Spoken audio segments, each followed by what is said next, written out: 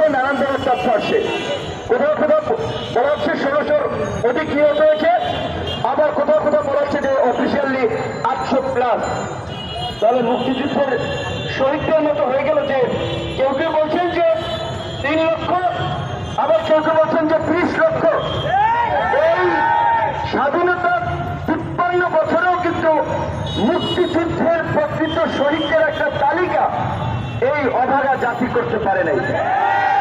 অথচ মুক্তিযুদ্ধ নিয়ে ব্যবসা হয়েছে, মুক্তিযুদ্ধ নিয়ে চেতনায় রাজনীতি হয়েছে, মুক্তিযুদ্ধের চেতনার নামে ভারতীয় হেজিমনি, ইন্ডিয়ান হেজিমনিতে এইখানে 15 বছর আওয়ামী ফাঁসিবাদ কায়েম হয়েছে, কিন্তু মুক্তিযোদ্ধাদের প্রকৃত সংখ্যা এই জাতি এখন পর্যন্ত জানে না।